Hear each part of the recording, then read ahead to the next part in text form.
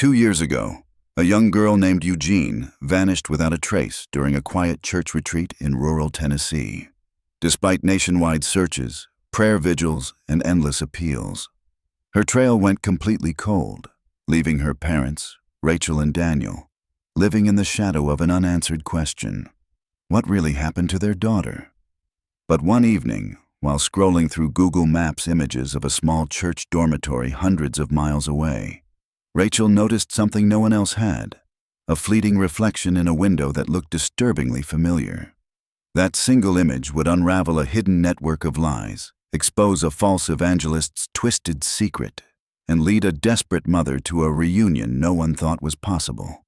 Before we dive into this emotional and shocking story, let us know where you're watching from today. And if stories of faith, mystery, and hope move you, don't forget to subscribe and turn on notifications for more true stories like this one. A small-town girl from rural Idaho disappeared on her way to school, and her parents woke up to a world emptied of certainty and filled with grief. 2 years later, her mother sat at her computer, zooming in on Bryant Park on Google Maps, and found something so unexpected that the ache in her chest lodged itself somewhere deeper. It was Sunday afternoon in suburban New York. Her name was Emily Green. Her mom, Rachel Green, 36, drained from 2 years of silent waiting, sat on the couch in their modest Airbnb, laptop open on the coffee table. The journey from Pine Hollow, Idaho had been long, the air heavy. Rachel carried herself like someone who's been holding her breath since the day Emily vanished, exactly 2 years ago. Her husband Daniel, 39, his face etched with worry, paced the small living room as he spoke into his phone. "Yes, we've just arrived in New York. We're ready to start the investigation." Daniel ended the call and rubbed his temples. "They'll be expecting us in about an hour," he said. But Rachel didn't hear much of it. Her eyes were locked on the map, typing in the address the detective had given them. On the screen, Google Maps loaded, showing the route from their temporary home to the precinct they were to meet. Her finger hovered over the map, zooming in and out. Neither of them knew New York at all. Back home in Pine Hollow, a tight-knit Idaho town where everyone knew everyone, where children walked to school without fear, life had been simple until it wasn't. That's where Emily had lived. One moment in the classroom, the next gone. She had been last seen crossing the street with friends after a baptism class at their local church, and then she never came home. The search collapsed their world, altered their marriage, and battered their faith in ways neither could have foreseen. Now, in this rented apartment near Bryant Park, Rachel scrolled around the map, examining the neighborhood with a quiet urgency. They chose this location specifically because a tip, finally something convincing, pointed to the park. The caller, Rachel murmured, more to herself than to Daniel, said they saw a girl matching Emily's description at a homeless outreach event near Bryant Park. It felt substantial, different from all the dead ends that had followed the previous 2 years of hope and disappointment. Her eyes flicked across the digital map, the green expanse of Bryant Park, the surrounding avenues, the small churches tucked into the neighborhood grid. She paused on one marker. It sat close to where they were staying, and it stirred something in her.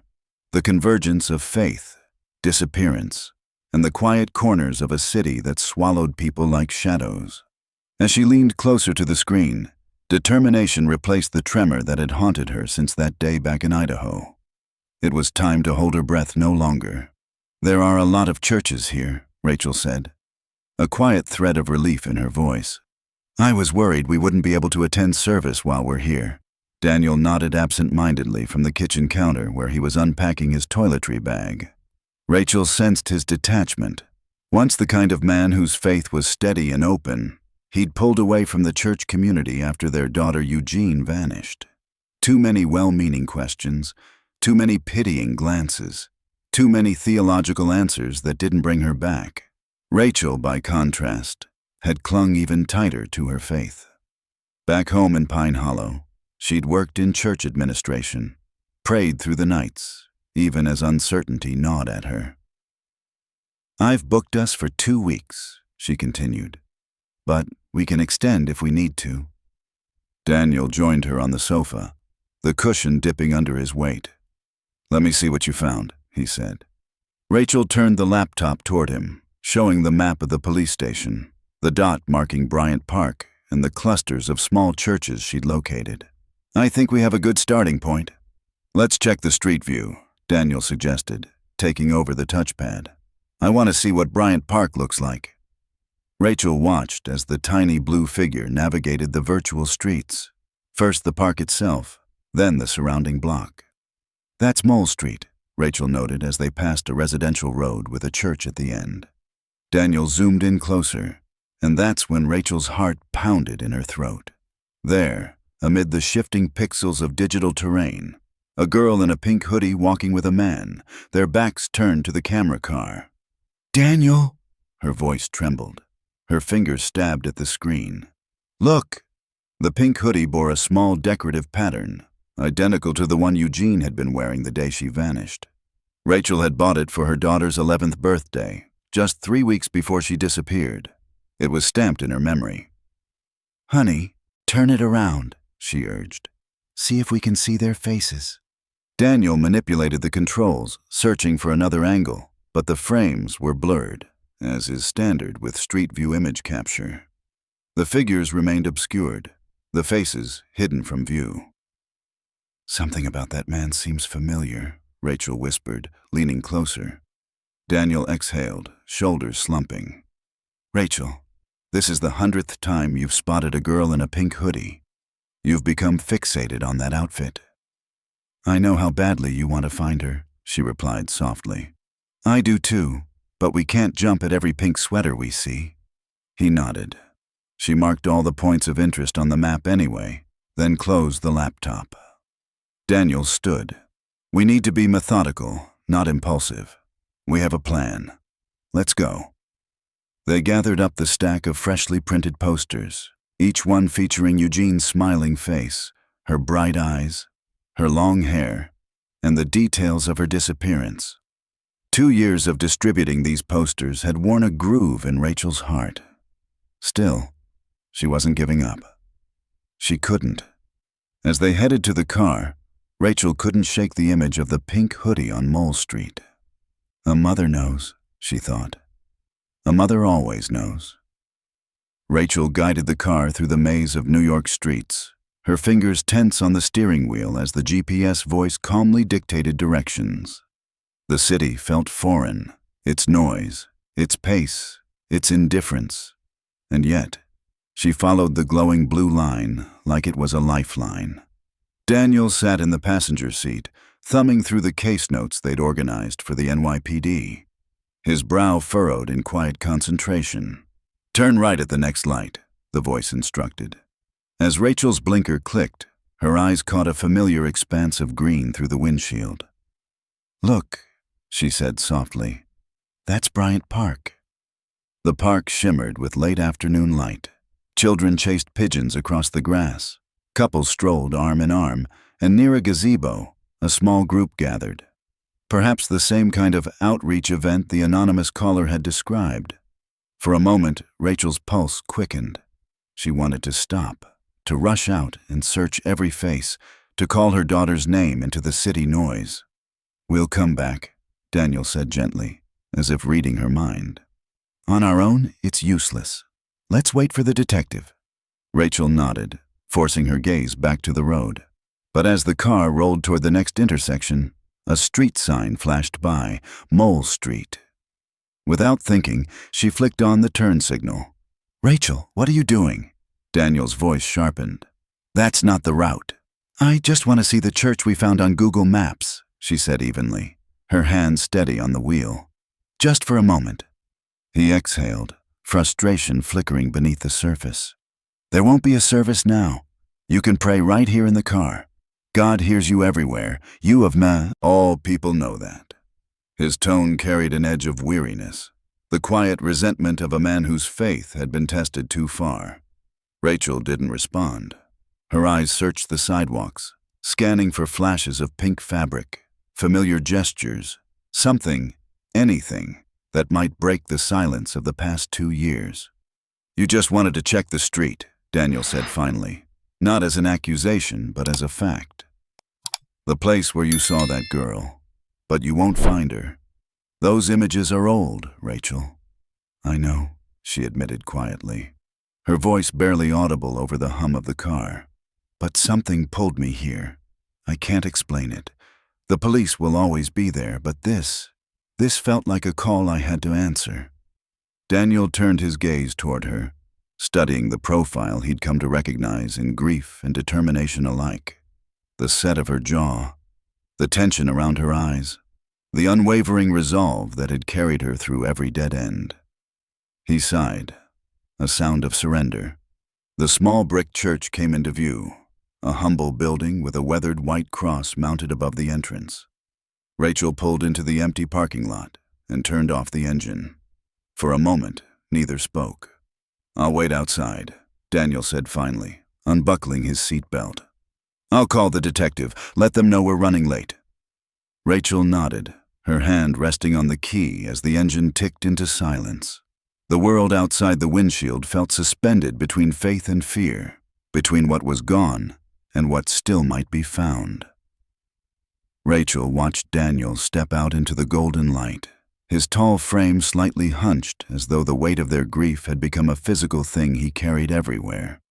There had been a time when they moved in perfect rhythm, two halves of the same heartbeat. Now they often felt like satellites in the same orbit, circling the same loss but never touching. She reached for her purse and the small, worn Bible resting on the seat beside her, the one she'd given Eugene for her 10th birthday. The name Eugene Warren was etched into the cracked leather cover, its edges softened by years of trembling fingers and tear-stained pages. Rachel held it close as she stepped out of the car, feeling the familiar texture under her thumb. The church loomed quietly before her, modest yet dignified, its white cross catching the slanting light of late afternoon. Something stirred in her chest, an inexplicable pull, half faith, half instinct. She couldn't explain it to Daniel, maybe not even to herself. But she felt called here. Whether it was divine guidance or the fierce intuition only a mother knows, she needed to walk through that door. Pushing open the heavy wooden door, Rachel entered a world of stillness. Cool air brushed her face. The faint scent of wax and cedar filled her lungs. Light from stained glass windows spilled across the pews in fractured colors, reds, blues, and golds shimmering like fragments of hope. For the first time in days, the tension in her shoulders eased just slightly. At the far end of the aisle, a man in his 50s wiped down pews with a soft cloth. His sleeves were rolled up, revealing forearms streaked with polish and dust. No choir, no congregation, just the low hum of the city faintly audible beyond the stone walls. Rachel walked forward slowly, her heels clicking against the floor. "Excuse me," she said softly. The man straightened, smiling in mild surprise. "Good afternoon. Can I help you, ma'am?" "I hope so." Rachel pulled her phone from her bag and tapped the screen. "I'm looking for information about a girl and a man seen around this area." She held up the image she'd saved from Google Maps, the blurry figures frozen mid-stride. "I know it's hard to make out, but do they look familiar to you?" The man squinted, tilting the phone toward the light, his brow furrowed. "It's hard to say with the blur, but something about them does seem familiar." He handed the phone back carefully. "Are they friends of yours?" Rachel hesitated. The air between them thickened. "No, I'm trying to find my daughter. She's been missing for 2 years." Her voice wavered but didn't break. "Every lead matters." The man's face softened instantly, sorrow creasing his features. "I'm so sorry," he murmured. "That must be—" Before he could finish, the door at the back of the sanctuary opened. 2 men emerged mid-conversation, both wearing the white clerical collars of Protestant ministers. Their voices carried softly through the still air. Rachel's breath caught. The second man, the one walking slightly behind, looked achingly familiar. Something in his posture, the way he held his hands, flickered across her memory like a half-remembered dream. "Thank you for your help," she said quickly to the cleaner, then stepped toward the two men. The older minister stopped as she approached. "Good afternoon," he said kindly. "Can we help you?" "Yes," Rachel replied, steadying her voice. She extended her hand. "I was just admiring your beautiful church." "I'm Pastor Graham," the older man said, shaking her hand warmly. "And this is Evangelist Matthew. He's been preaching with us for a couple of weeks." Rachel's pulse surged. Evangelist Matthew. The name echoed in her chest like a struck bell. Her voice came out barely above a whisper. "Evangelist Matthew." The younger minister turned toward her, confusion knitting his brow. For a split second his expression was blank. Then it shifted, clearing as recognition dawned in his eyes. "I'm sorry," he said quietly, the faintest tremor in his tone. "Have we met before?" Rachel asked, her voice tentative but steady as she stepped closer. "I'm Rachel Warren, from Pine Hollow, Idaho. I work at First Protestant Church there. You might remember, I helped organize your visit when you came to preach a few years back." She offered a hopeful smile, searching his face for any spark of recognition. "I arranged your accommodations, handled the logistics, airport pickup, hotel, the Sunday service." Evangelist Matthew's brow furrowed slightly, his polite confusion unwavering. Rachel continued, pressing gently. "You led our prayer group. There was a healing that day. A woman in a wheelchair stood and walked. It was unforgettable. The whole town talked about it for months."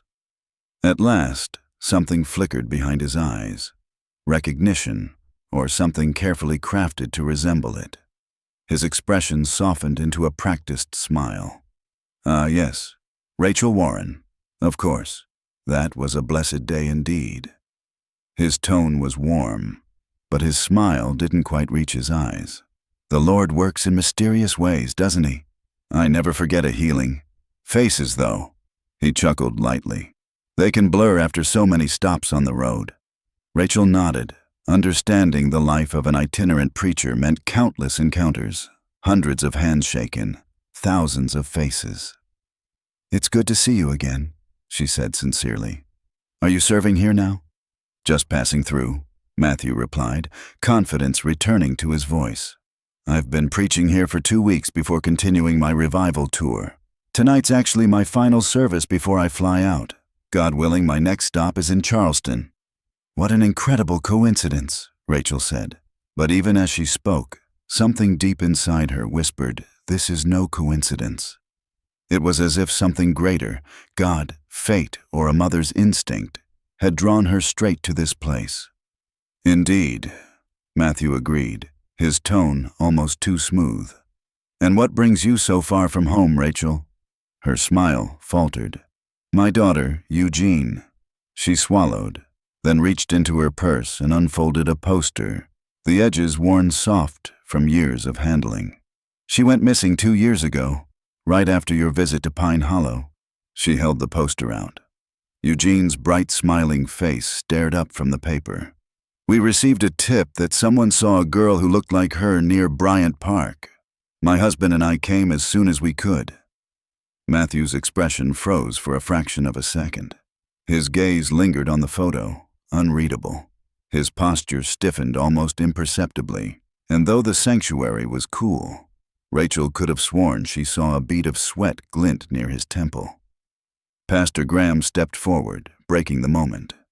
He placed a gentle hand on Rachel's arm, his voice kind and steady. "My dear, what a terrible ordeal. Let us pray together for Eugene's safe return."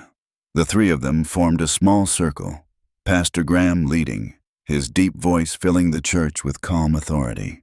"Lord, we ask for light in the darkness, for strength for this mother's heart, and for the safe return of her precious child." When the prayer ended, Evangelist Matthew stepped forward and wrapped Rachel in an embrace. At first, it felt friendly, pastoral, comforting even. But then, the hug tightened. His hands pressed against her back with unsettling firmness. He inhaled, audibly, near her hair.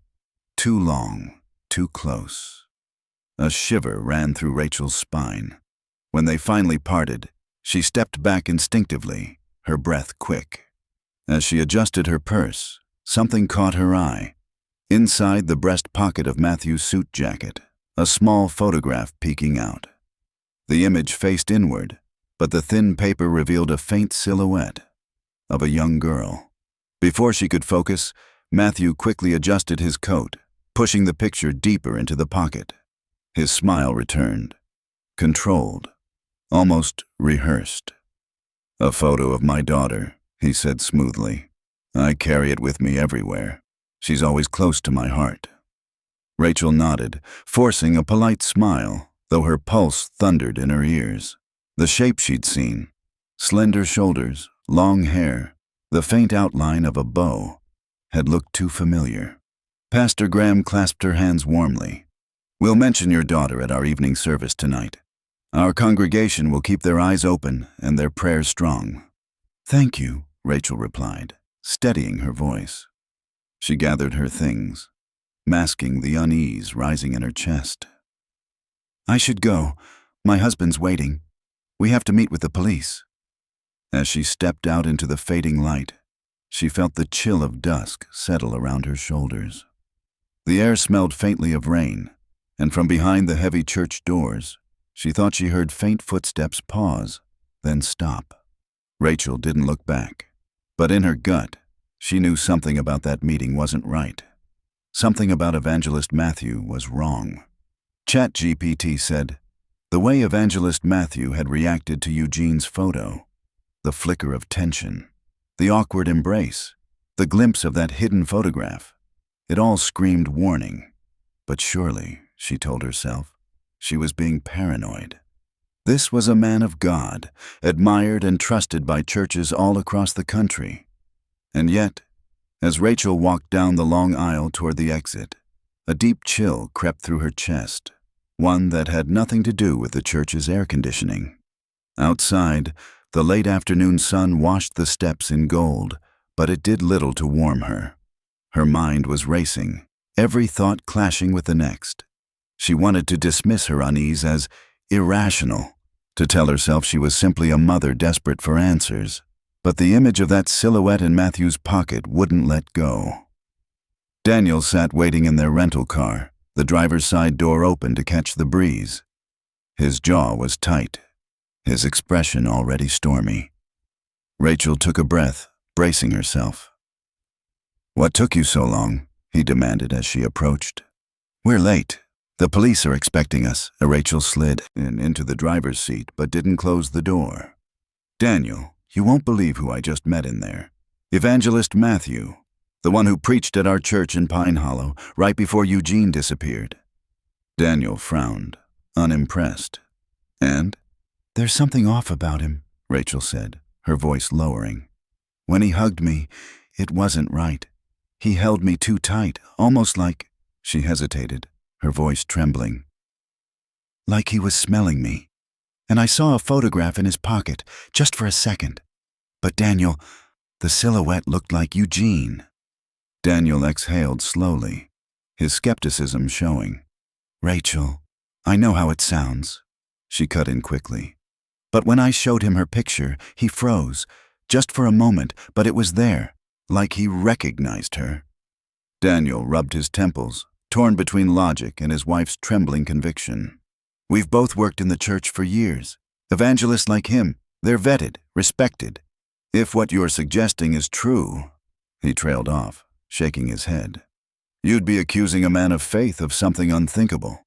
"I'm not accusing anyone," Rachel said. "I'm telling you something felt wrong." Daniel sighed, the frustration softening into reluctant concern. "Let's go to the police station as planned. Tell them everything, the meeting, what you saw. If there's any reason to investigate him, they'll know how." Rachel nodded slowly, her pulse still quick. "You're right," she murmured, though her eyes drifted toward the church doors. Just then, the heavy wooden doors creaked open. Evangelist Matthew stepped out, sunlight glinting off his gold wristwatch. He waved to Pastor Graham, then turned toward the parking lot. When his gaze landed on Rachel and Daniel, he smiled warmly, lifting a hand in casual farewell before walking to his car, the one parked just beside theirs. Rachel stiffened. As Matthew opened his driver's door, a faint, sweet aroma drifted out. A scent she knew instantly. Vanilla blossom. Her breath caught. That was Eugene's perfume. The same one Rachel had given her for Christmas. Her grown-up perfume, Eugene had called it, wearing it every single day until she vanished. For a moment, Rachel couldn't move. The sound of Matthew's engine starting seemed far away, muffled by the pounding in her ears. He backed out smoothly, waved again, and drove off down the quiet street, completely unaware of the devastation he'd just unleashed. Rachel turned to Daniel, her face pale. "Get in the car," she said urgently, already buckling her seatbelt. "Now, close the door." Daniel blinked, startled. "Rachel, what's going on?" "Just get in." Her hands shook on the steering wheel, eyes locked on the direction Matthew's car had gone. "We're following him." The features were all wrong. The hair color different. The build much smaller than Eugene would be now after 2 years. "See?" Daniel said softly, though without triumph. "That must be his daughter, just like he said." Rachel's hope deflated like a punctured balloon. She had been so certain, so convinced that her instincts were leading her toward Eugene. Now she felt foolish, exactly as Daniel had predicted. "I'm sorry," she whispered, tears pricking at her eyes. "I really thought I was so sure." Daniel's expression softened as he placed a hand on her arm. "It's okay. You're a mother looking for her child. Anyone would grasp at straws in your position." Rachel nodded, unable to speak past the lump in her throat. The photograph she'd glimpsed, the vanilla scent. Had she imagined their significance? Had grief and desperation led her to create connections where none existed? "Let's switch seats," Daniel suggested gently. "I'll drive us to the police station." They got out and exchanged places, Rachel slumping into the passenger seat, emotionally drained by the roller coaster of hope and disappointment. Daniel started the car, but didn't immediately put it in gear. "Rachel, I need you to set the Google Maps to the police station. I have no idea where we are." Rachel pulled out her phone, her movements mechanical as she typed in the address. The familiar blue line appeared, guiding them back toward their original destination. As Daniel began to drive, Rachel kept her eyes fixed on the evangelist's house until it disappeared from view. She couldn't shake the feeling that she had missed something vital, that a piece of the puzzle was still eluding her. But for now, she had to accept that her suspicions had led nowhere. It was time to return to their plan to meet with the police, who might actually help them find Eugene. Rachel leaned her head against the window, watching the unfamiliar New York landscape slide by. 2 years of searching, of following leads that went nowhere, of enduring the pitying looks from friends and family who had long since given up hope. It had worn her down to her core. Yet something inside her refused to surrender, refused to accept that Eugene might never come home. That something, call it faith, call it maternal instinct, had brought them across the country on the slim chance of finding their daughter. And despite this latest disappointment, Rachel knew she would continue following it wherever it led for as long as it took, because a mother never stopped searching for her child. Never. Rachel continued to watch the road, still keeping an eye out for the evangelist's car. So far, it seemed they were headed in the same general direction out of the residential area and back toward the main thoroughfares. "Look," Rachel said suddenly, pointing ahead. "They're turning." Daniel sighed, but slowed down slightly, watching as the car carrying the woman and the young girl turned into what appeared to be a playground with an attached cafe. Through the chain-link fence, Rachel could see several children gathered outside, seemingly waiting. "Daniel, slow down more," Rachel urged. "I want to see what's happening." "No," Daniel said firmly, accelerating instead. "No more side missions, Rachel. We're already late for our appointment with the police. We're going straight there now." Rachel craned her neck, trying to see as much as possible as they drove past the playground. She caught a glimpse of the woman greeting another adult, the small girl joining a group of waiting children. But then they were past it. the scene disappearing behind them. She slumped back in her seat, her hope deflating once more. "Daniel, I'm sorry, but no," he interrupted, his knuckles white on the steering wheel. "We need to learn from this, Rachel. Gut feelings can be misleading. They can make us see connections that aren't there." Rachel fell silent, knowing he was right, but unable to shake the nagging feeling that they had missed something important. The vanilla scent, the photograph, the suitcases. It all meant something. She was sure of it, but without concrete evidence, she couldn't expect Daniel or the police to take her seriously. They drove in tense silence for several minutes before Daniel spoke again, his voice gentler. "I know how badly you want to find her. I do too, but we need to be methodical to work with the authorities." "I know," Rachel whispered, staring out the window. When they finally arrived at the police station, it was nearly an hour later than their scheduled appointment time. They entered the busy precinct, approaching the front desk officer. "We have an appointment with Detective Morris," Daniel explained about our missing daughter, Eugene Warren. "We're a bit late, I'm afraid." "What is it?" Daniel asked, watching Rachel's knuckles whiten on the steering wheel. "Didn't you smell that?" she said, her voice trembling. "Smell what?" When he opened his car door, that vanilla scent. Rachel's throat tightened. "It's Eugene's perfume, the one I gave her, the one she wore every single day." Daniel stared at her, his expression softening into concern, the kind that carried both love and doubt. "Rachel, vanilla is a common scent. It could be his daughter's or his wife's, maybe even an air freshener." Rachel turned the key in the ignition, the engine rumbling to life. "I feel a call in my heart about this, Daniel. A strong one. I need to follow it." He sighed, frustration bubbling beneath his calm tone. "And go where? Chase down a respected evangelist because you smelled perfume?" "I just want to confirm it," Rachel said, eyes on the road ahead. "If I'm wrong, I'll admit it. We'll go straight to the police station, but I can't ignore this." Daniel threw up his hands. "Now you're spiritualizing everything. This is how false prophets manipulate people. They follow feelings instead of reason." The words hit like a slap. Rachel's grip tightened. "I'm not claiming to be a prophet," she said quietly. "I'm a mother, and I've worked in churches long enough to know when something doesn't add up." Daniel turned toward the window, jaw tight. "Fine, do whatever you want, but when this turns out to be nothing, don't say I didn't warn you." The car fell silent as Rachel pulled onto Mott Street, the city hum fading behind them. Her pulse thudded in her ears, torn between fear of being wrong and terror of being right. She trailed Matthew's sedan from a distance, careful to stay 2 cars behind. Daniel sat rigid, arms folded, his silence a quiet protest. "This is ridiculous," he muttered after several minutes. "We have nothing, not a single piece of evidence. Just your suspicions and a smell. We're wasting time." "Please," Rachel said softly, eyes never leaving the road. "Just bear with me. If I'm wrong, I'll never do this again." They followed him out of Midtown, past the busy streets and into a quiet residential area where old oaks shaded wide lawns. Finally, Matthew turned into the driveway of a 2-story home with a white porch and tidy garden. A small Airbnb sign stood near the mailbox. Rachel drove past slowly, then parked around the corner. "We'll wait," she said. Daniel exhaled loudly. "And then what? Stakeout training from YouTube?" But Rachel didn't answer.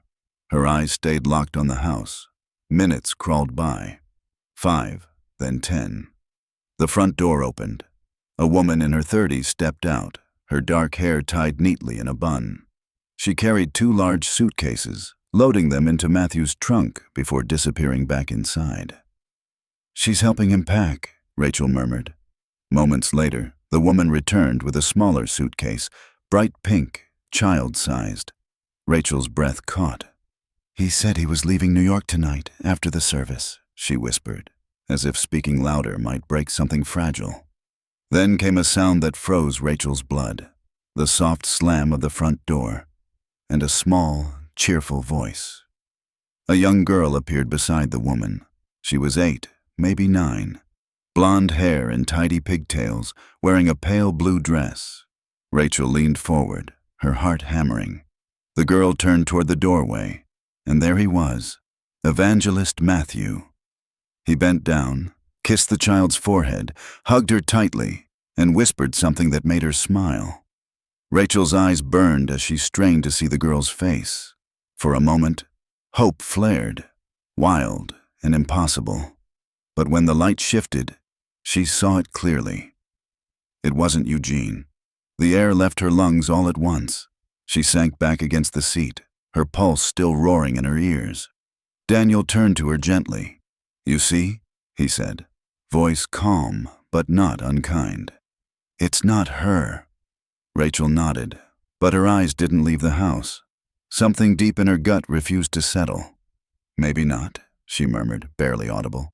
"But that perfume, that wasn't a coincidence." Rachel froze. Her breath caught halfway between disbelief and dread. What are the odds? There it was, the same silver sedan, unmistakable even from across the street, its rear bumper still bearing the faded Faith Revival Tour sticker. The same car Evangelist Matthew had driven away in just hours earlier. But now, someone else was behind the wheel. The woman from the Airbnb, dark hair in a neat bun, crisp blouse, calm expression, stepped out and circled to the passenger's side. Rachel's pulse quickened as she saw the small figure inside. The same blonde girl with pigtails. The child clutched a worn stuffed bunny, swinging it idly as she looked toward the dormitory entrance.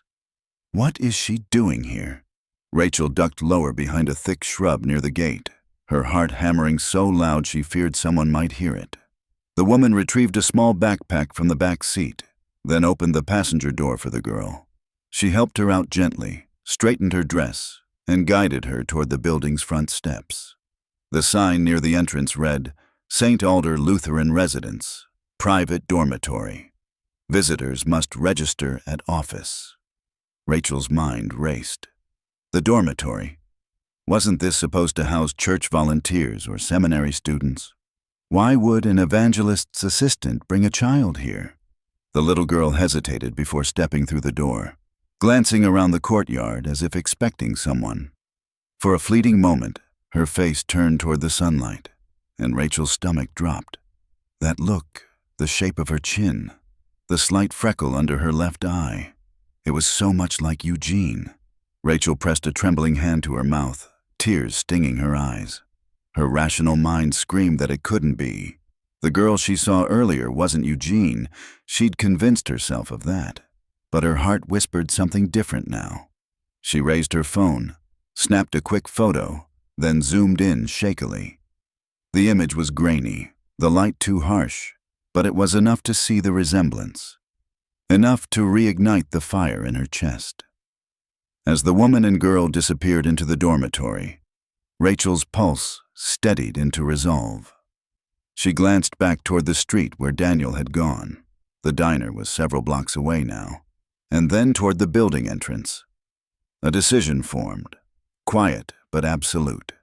She was going to follow them inside, even if it meant crossing a line she couldn't uncross. Rachel took a deep breath, smoothed her hair, and stepped out from behind the shrub, heading toward the dormitory door as if she belonged there, unaware that a curtain from an upstairs window had just shifted, and someone was watching her approach. ChatGPT said. She left the car door open, standing beside it as though waiting for something. Moments later, the dormitory keeper in a gray Lutheran uniform appeared, leading a small group of children toward the parking lot. Each child carried a small suitcase, identical to the one Rachel had seen the woman loading earlier. There were 5 children in total, walking quietly in a line, their faces calm and distant. Rachel's eyes moved from one child to the next, and then she froze. Her heart stopped. There, at the end of the line, was Eugene, her daughter, her little girl. 2 years older now, her hair shorter, her face more mature, but those eyes, that dimple, that unmistakable smile, it was her, For a few seconds, Rachel forgot to breathe.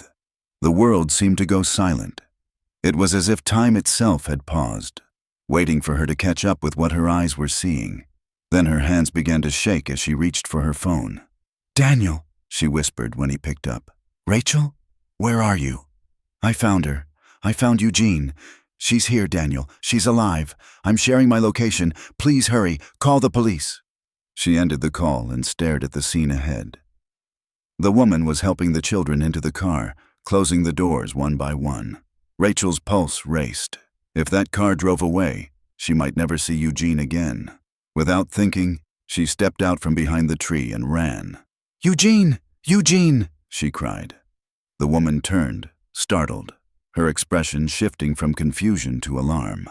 "Children, get in the car!" she ordered sharply, slamming the doors. She hurried to the driver's seat, fumbling for her keys. But before she could start the engine, Rachel reached the car and pounded on the window, tears streaming down her face. Inside, Eugene turned at the sound. Her eyes widened. "Mom," she whispered, her voice trembling. Then, turning to the woman beside her, she asked softly, "Did God make my mom alive again?" Rachel pulled at the handle, and the door opened. In an instant, she had her daughter in her arms, holding her tight, pressing her face into Eugene's hair. The scent was familiar, achingly so. "It's really me, sweetheart," Rachel whispered, her voice breaking. "It's me. I've been looking for you every day since you disappeared." The dormitory keeper approached, confusion and alarm on her face. "What's going on?" she demanded. Rachel turned, still holding Eugene. "This is my daughter," she said breathlessly. "She was kidnapped from Idaho 2 years ago. We've been searching for her ever since." The woman's face went pale. "That can't be," she stammered. "These children are from Pastor Matthew's ministry. They're orphans he's taken in." Before Rachel could respond, a car screeched into the parking lot. Daniel jumped out, scanning wildly until he saw them.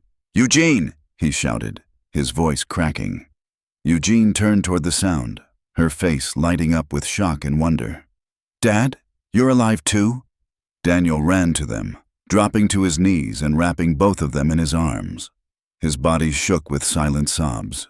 "You found her," he whispered. "You really found her." Behind them, the woman in the driver's seat picked up her phone, speaking quickly into it. Her hands trembled.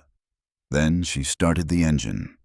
Daniel stood up, fury flashing across his face.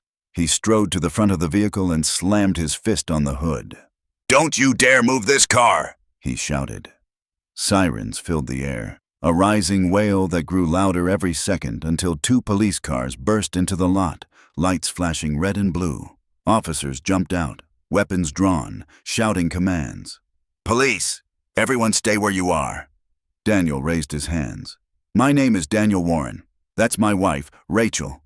We just found our daughter, Eugene, who was kidnapped 2 years ago. That woman, she's involved."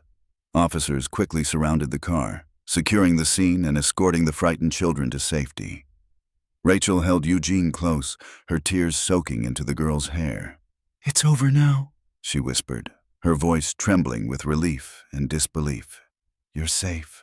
I've got you, baby. I've got you."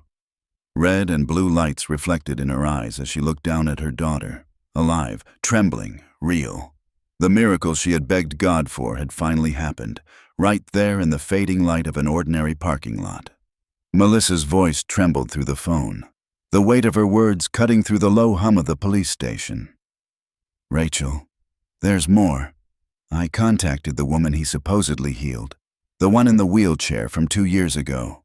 Her name is Clara Finch. She said she never met him before that night and that he'd been visiting her for weeks beforehand, bringing food, praying with her. She said he convinced her to pretend to walk again during the revival, that it was part of what he called a faith demonstration. After that service, he disappeared from Pine Hollow entirely."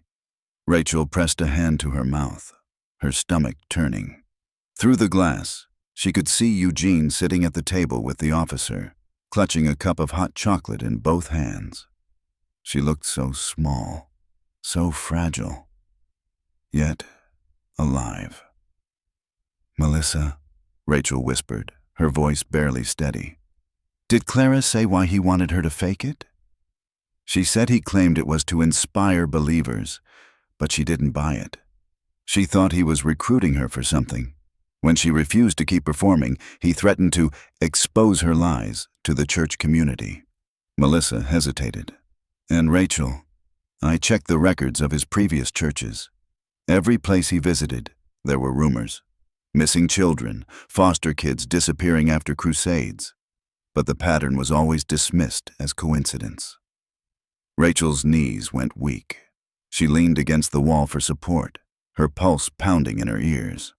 My God, she breathed. He's been doing this for years. At that moment, Detective Morris, the one they had missed earlier, approached her. Mrs. Warren, he said, gently. We finished processing the evangelist's residence. You might want to see this. Rachel followed him to an adjoining room where several photographs and documents were spread out across a table.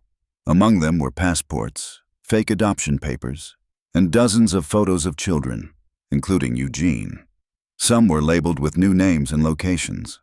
Others had notes written in tidy handwriting, placed with host family Guatemala. Pending transfer after conference. Rachel's breath caught. He was trafficking them, she whispered. The detective nodded grimly. We believe so. The woman you encountered was his logistics contact. She arranged transportation for the children under the guise of ministry work. We'll need your full statement, but your persistence today likely saved not just your daughter, but several others. Rachel stared down at the table, tears filling her eyes. It was almost too much to take in. The deception, the stolen lives, the years of false hope turned into this horrifying truth. Behind her, Daniel entered the room, his face drawn and weary but filled with relief. Eugene's asking for you, he said softly. Rachel wiped her eyes and nodded. She walked back to the glass door, where Eugene now looked up, her small hand pressed against the window pane. Rachel placed her palm on the glass opposite hers, their hands mirroring each other, mother and daughter, separated by 2 years of pain but finally within reach again. The detective's voice broke the silence behind her. Mrs. Warren, once we get your statements, the department will arrange a trauma counselor and a safe house for your family tonight. Rachel nodded absently, still staring at her daughter. Thank you, she whispered. But all I need right now is her. For the first time in years, Rachel felt the faint glimmer of peace, fragile, trembling, but real. The darkness that had haunted her was beginning to lift. Outside the police station, the evening sky deepened into twilight, streaked with pale gold. Somewhere out there, other families still waited for their missing children. But tonight, for the Warrens, one impossible prayer had finally been answered. Detective Morris's tone softened as he continued, his pen poised over a notepad.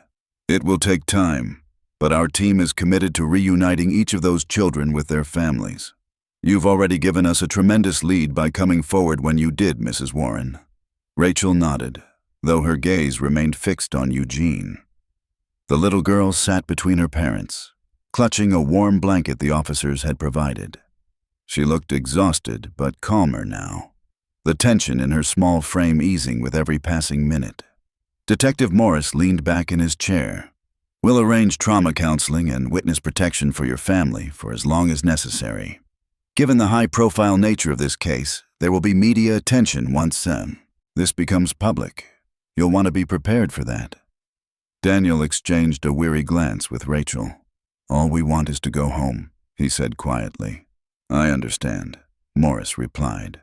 We'll keep you updated as the investigation unfolds. For now, your priority should be rest and your daughter's recovery.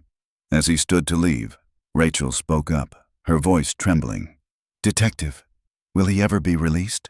That man, Derek Lanton, he's done this for years. What if there are more children out there, ones no one's reported missing? Morris paused at the door. We've already alerted the FBI. There are open cases in at least 3 other states that match his pattern. He won't see daylight for a very long time. When he left, silence filled the small interview room. The fluorescent lights hummed softly overhead. And for the first time since the nightmare began, Rachel allowed herself to exhale. Daniel reached over and took her hand. "It's over," he said gently. "You brought her back." Rachel looked at Eugene, brushing a strand of hair from her daughter's face. "No," she whispered. "God brought her back. I just followed the call." Eugene leaned into her mother's arms, her voice small and sleepy. "Mom, can we go home now?" Rachel smiled through tears. "Yes, sweetheart, we're going home." As they stepped out of the interview room, the hallway beyond seemed almost surreal, a place between darkness and light. Outside the station, the city was coming alive under the amber glow of evening streetlights. Police cars idled quietly at the curb, their red and blue lights casting long reflections across the wet pavement. Daniel opened the car door for Rachel and Eugene, his hand trembling slightly as he did. She helped their daughter inside and buckled her seatbelt, her heart swelling with gratitude and disbelief. From the passenger window, Rachel caught one last glimpse of the police building, of the men and women still working late, piecing together the fragments of so many shattered lives. As Daniel pulled the car away from the curb, Rachel rested her head against the glass, the city lights blurring into gold and white streaks. After 2 years of endless searching, sleepless nights, and silent prayers, they were finally driving home, together. The past still loomed behind them, but for the first time, the road ahead seemed clear. They came from different states across the country, so reunification would take time. But Eugene was among the fortunate. Her family had found her at last. After the interviews concluded, the Warrens remained in the quiet family room. The hum of police radios drifted faintly through the glass walls. Daniel turned to Rachel, his voice low with remorse. "I'm sorry for doubting you earlier, for calling you a false prophet." Rachel smiled softly, her eyes tired but kind. "We shouldn't lose faith just because one priest turned out to be a bad person," she said. "It doesn't mean all churches are corrupt. After all, it was a church that led us to our daughter again." A knock on the door interrupted them. Pastor Graham stood there, his face lined with distress. "I hope I'm not intruding," he said quietly. Detective Morris waved him in. The pastor stepped forward, hands clasped. "I wanted to come personally to say how deeply sorry I am for what happened. We had no idea we were harboring such evil among us." His voice trembled. "We've canceled tonight's service, of course." "This wasn't your fault, Pastor," Rachel replied, surprising even herself with the gentleness in her tone. "He deceived everyone." Before he could respond, a stir outside drew their attention. Through the glass, they saw officers leading Matthew Derrick down the hallway in handcuffs. His eyes met Rachel's briefly, hollow, unrepentant, and chilling. She turned away, clutching Eugene's blanket tighter. Pastor Graham spoke again, his voice softer now. "If you're staying nearby, I'd like to invite you to our prayer service next Sunday. Our congregation would be honored to celebrate Eugene's return, and perhaps your testimony might bring hope to others still searching for their loved ones." Rachel looked to Daniel. He nodded. "We'd be honored," she said quietly. "After all, it was a church that led us to our daughter again." That night in their small Airbnb apartment, peace finally settled over them. Eugene slept soundly between her parents for the first time in 2 years. The glow from a street lamp filtered through the curtains, painting the room in soft amber light. Rachel sat awake, watching her daughter's chest rise and fall. Her thoughts drifted to the journey that had brought them here. A random tip, a blurry image on Google Maps, and a mother's intuition that refused to be silenced. "I'm sorry I doubted you," Daniel whispered, careful not to wake Eugene. "When you saw her on that satellite photo, when you insisted we follow Matthew's car, you were right all along." Rachel brushed a strand of hair from Eugene's forehead and smiled. "Faith takes many forms," she said. Sometimes it's believing in what you can't see, and sometimes it's trusting what your heart already knows, even when everyone else doubts you.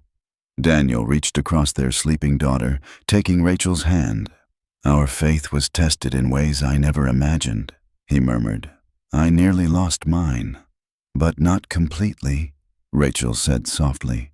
"You were still beside me, still searching, still hoping." He smiled faintly. "Because of you, your strength carried us both." They sat in silence, listening to the steady rhythm of Eugene's breathing. Outside, the city moved quietly through the night, unaware of the miracle that had unfolded in one small apartment above its streets. Their journey had been one of loss and discovery, of doubt and faith. But in the end, it was the story of a family made whole again, against impossible odds. Against all odds, Rachel's faith, the same faith that had once been shaken, became the very force that led her back to her daughter. What began as a mystery of loss ended as a story of hope, proving that even in the darkest moments, intuition and love can light the way home. As Rachel and Daniel watched their daughter sleep peacefully for the first time in years, they knew that miracles don't always arrive with fanfare. Sometimes, they come through quiet persistence and a heart that refuses to stop believing. If this story touched you, share it to remind others never to lose hope. And don't forget to subscribe for more true stories of mystery, faith, and the resilience of the human spirit.